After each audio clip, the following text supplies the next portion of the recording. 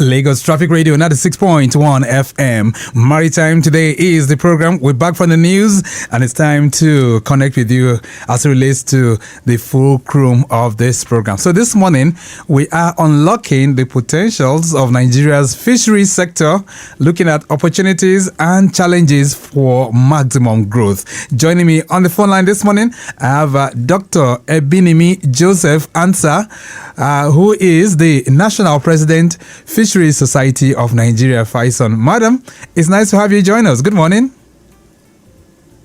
Good morning, Victor. I'm glad to be on your show. Wonderful. What we're going to be dwelling on this morning is the fisheries sector in Nigeria, and we'll try to see how we can make it a sustainable means of contributing to economic growth. Okay, so I was just asking, where's your location this morning? Oh, I'm in... You are where? Port Harcourt. Oh, okay, Port Harcourt. Okay, that's in Rivers State. And I suspect the weather must be cool this morning, isn't it? It's raining. It's cool and it's raining. Wow. Okay. All right. Let's jump in on the program then. Let's hope that the network would really allow us. So sometime in March, we had a conversation with your deputy. And that time we looked at fishing as a major catalyst for the blue economy. But for those who missed that session, let's rewind a bit just to dwell on your association a bit. So what do you guys do at the Fisheries Society of Nigeria, and whose interests do you represent? Okay, so we are the Fisheries Society of Nigeria, the apex organization for fisheries professionals in Nigeria, and for all the practitioners. We represent them in the fisheries sector, and we help them in various ways to build their capacity. We take part in research and development of the sector. We do dissemination of information, and also relate with both the aquaculture producers, right, and the fishers. Yes. All right. So lots of things. Fisheries sector. Right. So how long has FISON been in existence? Yes, we've been in existence since 1976. Wow, that's such a long time. So we're talking 49 years. Yes. Wow. Yes. We are clocking 50 very soon. All right. That would be a great one indeed. And can we find FISON in all the states in Nigeria, or is just located in some states? Okay, so our national secretariat is in Victoria Island, and we have state chapters all over the country. We have in the north, in the south, in the east, the west. So we have members in all the states of Nigeria. So there's a national spread, so to say. Yes. All right. Let's come to fisheries now as a sector. How would you assess that aspect of our national life as it stands today in Nigeria? Pardon me, please. I said how yes, so I said let's come to fisheries now as a sector. How would you assess it? How would you assess that sector, that aspect of our national life in Nigeria? Okay, so the fisheries sector is very robust, and in Nigeria, the government is keen in advancing the sector, and that is why the sector was aligned, or has been aligned, in a new ministry, the Federal Ministry of Marine and Blue Economy. All right. You know that globally, that the blue economy has basically two groups: the non-living resources and the living resources, where the fisheries sector, falls under. Yes, goes under. So we are visible, but we need to be more visible, because it seems as if the non-living resources that came upstream long after fisheries were established in the blue economy are trying to take over. But we need to go back to the very beginning and strengthen the fisheries sector so that it can have that influence and provide food. Because if you do all the non-living and you leave out the living, then we'll all go hungry. There will be no food for us. Yes, fish protein is the main protein that we advise to eat these days. Thank you. All right, so let's talk about fisheries now and do some kind of education for our people. So when we talk fisheries, is it just a composite broad definition, or do we have it divided into different categories? Yes, so fisheries is it's broad. So under fisheries, we have the capture fisheries, and we also have aquaculture. Okay. So with the capture fisheries, you have the industrial trawler, you have the artisanal fishermen, you have the women who are involved also in fishing. They catch the fish from the river, the ocean, the lagoons, the lakes, and wherever you have water bodies containing fish. So those ones do it based on the natural resources that are in the water bodies. Now, you have the aquaculture, where you produce what you want. You have a control over the environment, and you invest in that kind of business where you can say, okay, I'm going to produce this number of tons of fish within this period of time. You are deliberate about what you want to achieve at the end of your production cycle, and you can do that effectively. And then we also have another group, the ancillary service providers, who may not be growing fish, they may not be catching fish, but they provide the necessary support that the fisheries sector requires. The input suppliers, the transporters, the trainers, the researchers. So they make sure that the support they give to the sector helps the sector to do well. Okay. Without them, the sector will not progress in the right way. All right. Okay, so these are the various components. And I love that, the way you've broken it down for us. We really want to appreciate you. Let's talk about security now, food security. So how much of the fishes that we have can sustain Nigeria? Or are we really, producing enough fish that can sustain us? Because a lot of times what we see out there, Dr. Ansah, is that we're still importing fish. Considering the fact that we have water bodies that surround Nigeria, shouldn't we be fish sufficient as the case may be?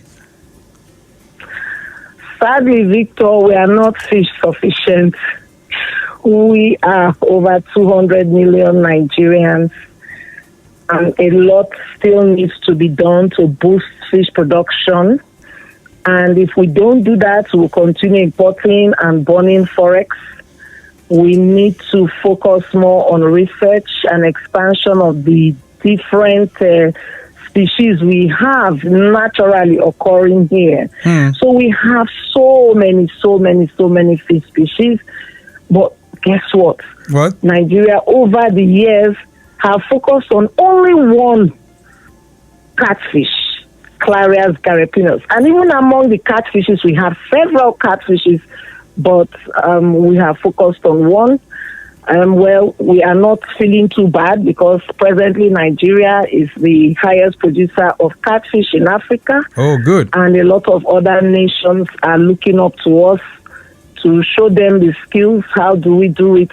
And how can we help them, get to where we are today? All right. So despite the fact that we are number one, we still have not been able to provide all the fish we need. There are serious challenges which we need to address if we have to do that. We have to diversify. That's the first thing. Let us harness other resources that we have so that we can have a variety of fish, because if we just remain standing on one fish species, and anything happens in the industry, All right. God forbid, if there's a disease outbreak and it's moving and spreading, it means it will wipe out that whole lot. But God has been merciful over the years. We've not had any catastrophe. So that we need to now start thinking and looking out for other opportunities. Tilapia is upcoming. Right. We want to see it also progress.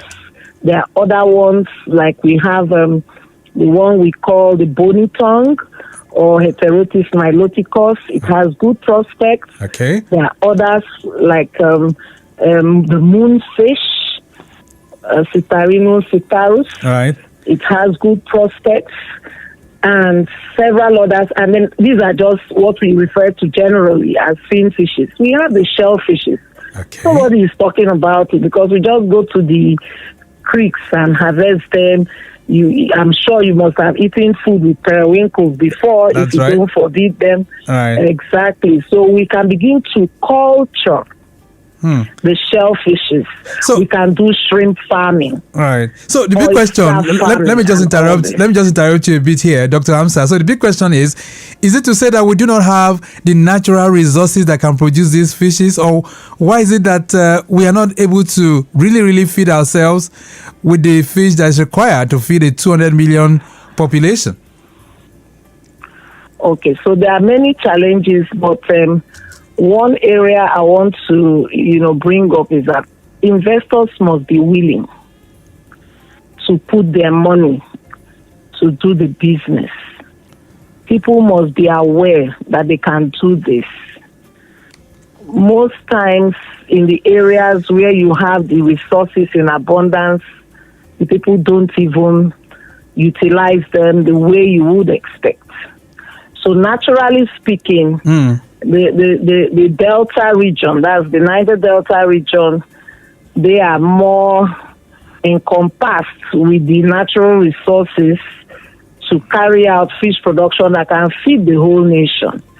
But they are not number one when it comes to fish production in Nigeria. For obvious reasons, maybe their governments are looking more into oil and gas, which is not bad, but we see countries like Dubai, they're using their oil and gas wealth to push agriculture. And they're doing well. Why can't we do likewise? So which region is number Why one can't in we fish promote? production in Nigeria? Which region is number one? In the region that is number one is the Southwest region. Wow. They have taken fish production to a very aggressive level. They have the big feed millers. They have the big catfish producers. But that is not all there is. We are also seeing the tilapia industry growing from that part of the country, and it's quite impressive. So the other regions have a lot to learn from the Southwest when it comes to fish production in Nigeria. All right. So, but it's not the absence of the resources. I mean, we have rivers, we have seas, we have creeks. I mean, the different kinds of water bodies are available. So it's not the absence of these natural resources, right? No, it's not the absence. In fact, every state in Nigeria has the capacity to produce fish. Every state. So the resources are there. They are abundant. And they can look inwards and see what is good for my state, and they begin to push it to the private sector, because we've realized over the years that it's not the government or public sector that has forged the fish production to where it is today. It's the private sector, but with the support of enabling environment created by the government, it will even make it easier and better. Okay. So, With the support of providing research data right. on how these things can be done sustainably, it will help the private sector better, because nobody wants to invest in what they will not see or benefit from. That's very true. So, but Dr. Amsa, I'm going to put you on the spot right now. So, the Fisheries Society of Nigeria, you guys are making lots of statements. And from what you said this morning, we have the natural resources, right? We have the big bodies, the ocean. We have the seas, they have the rivers and all that. So let's begin to look at the potentials that this industry can really, really contribute to the Nigerian economy. So as we speak right now, we're going to be, implementing the 2025 budget of over 54 trillion. So in terms of potentials, how potentially rich is this sector? How much can this sector generate for Nigeria? Let's begin to look at that in perspective. Okay, so this sector can generate a lot of funds for Nigeria. And the beauty is that even from our oceans, if you go to do your fishing, you can come back with fish same day if you want. So it is the low-hanging fruits amongst all the agricultural subsectors. When you come to fisheries, it's the lowest hanging fruit because you can go to the river today and still come back with a full-grown fish for securing our food protein. Unlike the poultry, you have to raise your birds and wait and wait and wait. The same thing in aquaculture. In 3 months, 4 months, you can raise your fish to a size that is acceptable as food on the table. So we have the potential. So we can get fish all year round. We can get fish all year round. And then the fishes we get from capture, that's from the wild, they have their seasons of abundance. And there's always fish in every season throughout the year. I don't think I've gone to a market and I didn't see fish, although some may be imported, but we still have our local fishermen doing a lot. They contribute 74% to all the fishes being caught from the ocean, the rivers, the creeks, and what have you.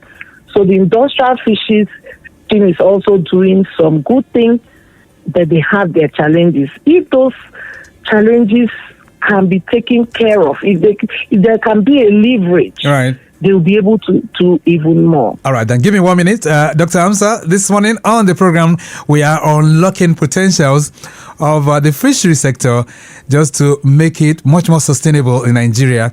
And I have Dr.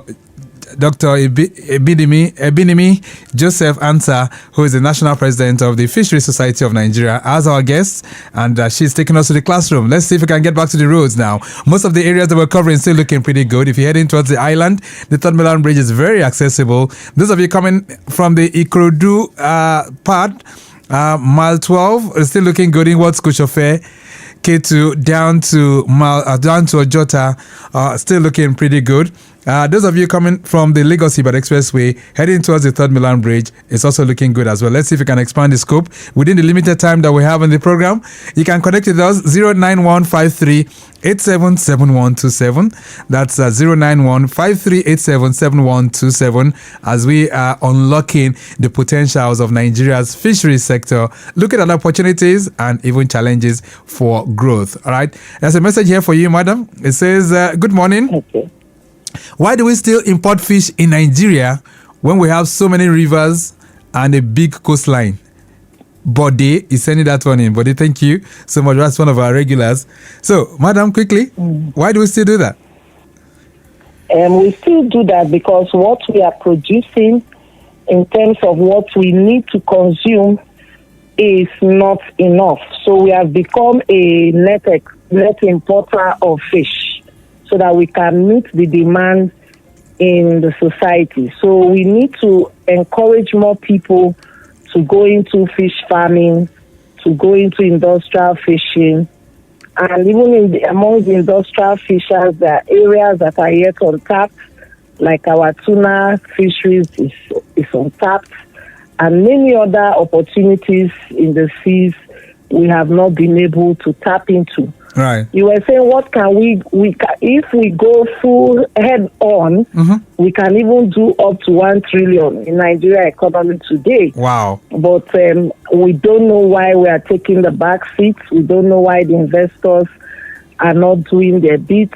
We are pushing for policies that will create that enabling environment for the investors, and I think the government is also doing a lot in that regard. Right. So we need to really be up and running.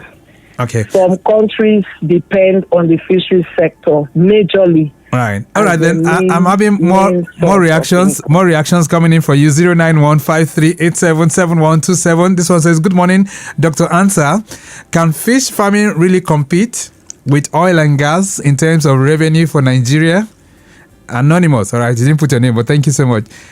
Well, I think you were saying something like that earlier on. We might not be able to compete, but then with proper things, right? That can happen. Exactly.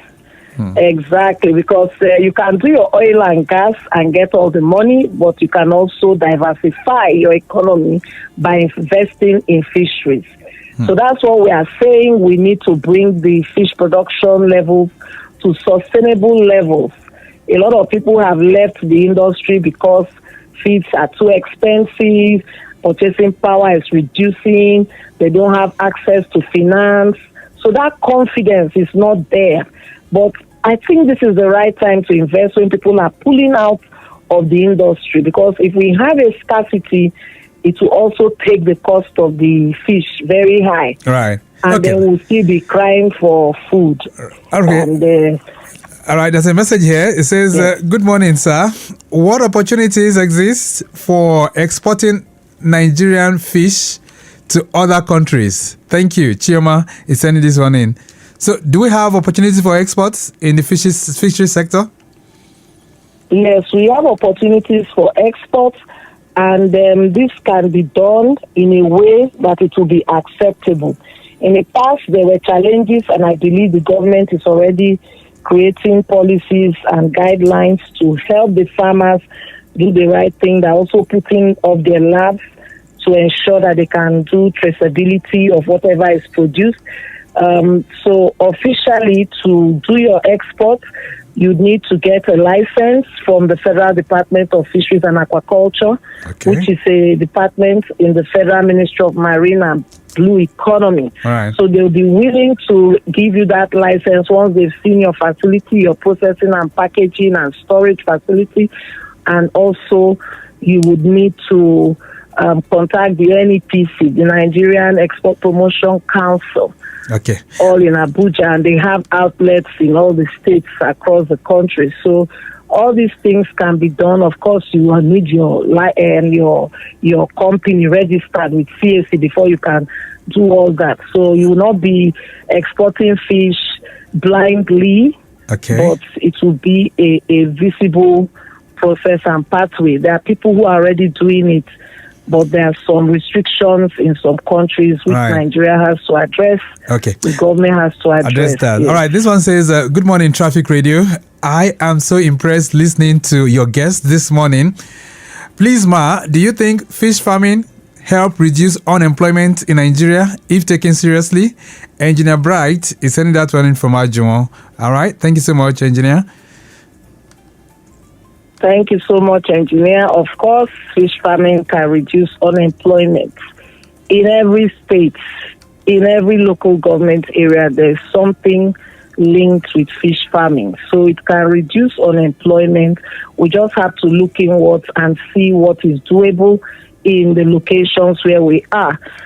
Copy and paste may not help us all the way, but we can learn from experiences of others. We can ask about our indigenous knowledge from the people, and then know what will suit what can be done in terms of fish farming in that location. Dr. Ansah, we have to begin to wrap all of this up, but let's look into the future. What's the position from Faison? What are you guys planning in order to encourage growth of the industry? Okay, so in order to encourage growth of the industry, we are partnering with other stakeholders. We are looking at the probability of farming the seas. Okay, we are looking at the probability of going into massive cage aquaculture and diversification of the species that we farm. We are looking at the use of ingredients that can be locally produced to add to the feed because the fish feeds are very expensive, and some of the things making it expensive are those we import with Forex. So things like insect larvae, we have an abundance of insect larvae, that we can produce on a high scale, earthworms. And then the insects themselves, like termites, we can begin to look inward to see how we can add value to the feed industry, and also to standardize the processes in the whole value chain, and even in fish processing. Somebody asked about exports. We need to really get it right. For now, most of what we export is just the smoked fish. There are other things we can export from fish that are valuable. We need to harness all these resources so that we can be strong and stronger and remain sustainable. All right, then we have to terminate this conversation at this point. I'm hoping that someday we can revisit this, and then we'll be able to find out those that can join you and how other people can also be part of the industry. But let me say a very big thank you to you for connecting with us this morning, madam. Thank you, Victor. Thank you so much to all the listeners. God bless you. All right, then. So we've been trying to unlock the potentials of the Nigerian fisheries sector, opportunities and challenges for growth, and taking us on that excursion, Dr. Ebinimi Joseph Ansah, who is the National President, Fisheries Society of Nigeria. We have to go. The program this morning has been produced by Mike James. I say a big thank you to Dayo Anthony and also to Rebecca Adamu, Assistant Director, Public Relations for the Nigerian Shippers Council. Let me say a big thank you to Remi Aluko and our Executive Producer, Tayo Akonle. Connect with the Shippers Council on all their platforms at NG Shippers. That's at NG Shippers. My name is Victor Oteri. Have a great day. Bye.